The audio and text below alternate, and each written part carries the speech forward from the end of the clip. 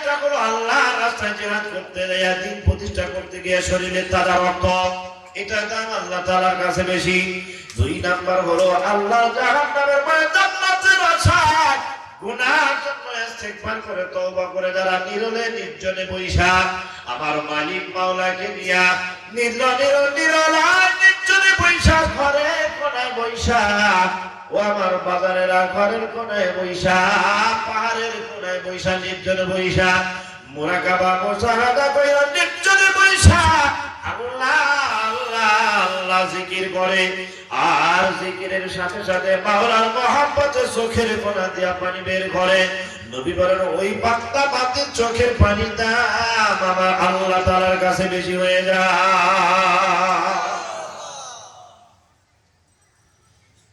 এজন্য তাফসীরে মাদারিতে আল্লামা কাজী সানাউল্লাহ পানিপতি রাহমাতুল্লাহি আলাইহি বলেন, বান্দা মুমিনদের সামনে আল্লাহ তাআলা যখন নাম নেওয়া হয় মুমিনদের অন্তরের মধ্যে কম্পন সৃষ্টি হয়ে যায়।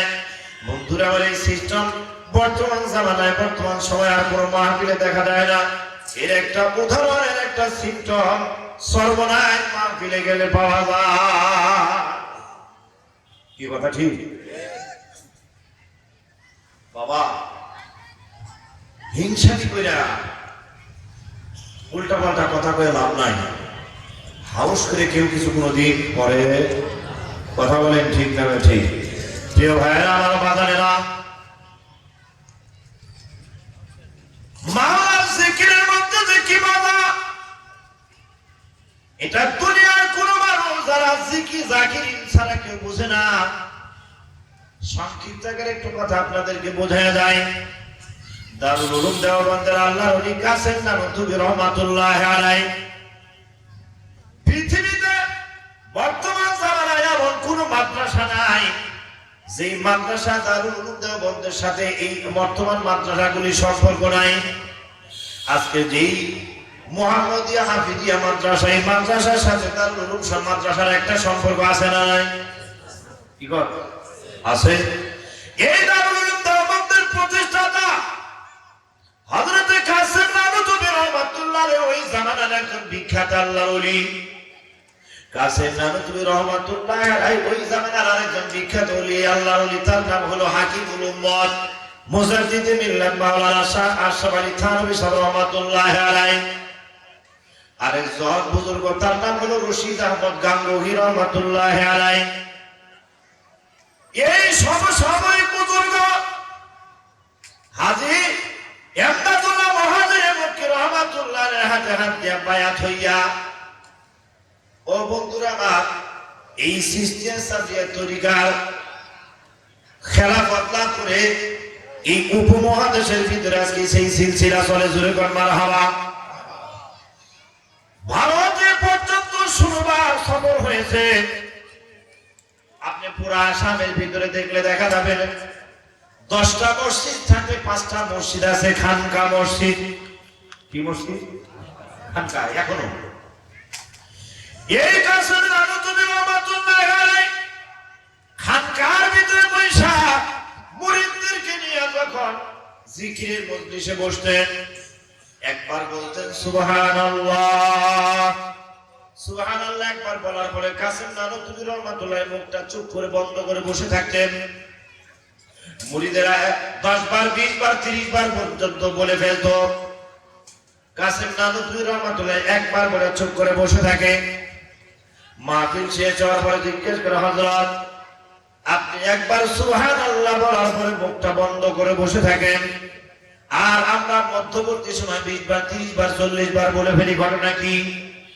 কাসেম নানুতুবি রহমাতুল্লাহি ডাক দেয়া বলে, বাজার আমি একবার যখন বলি সুবহানাল্লাহ, একবার সুবহানাল্লাহ বলার বদৌলতে আমার মুখের ভিতরে কোত্থেকে যেমন এত মিষ্টি মধু আমার মুখের ভিতরে এসে জমা হইয়া যায়, ওই মধু আমি চুষতে চুষতে চুষতে চুষতে 20 বার 30 বার পর্যন্ত বলে ফেলি। তখন তোমরা আর একবার বলো সুবহানাল্লাহ।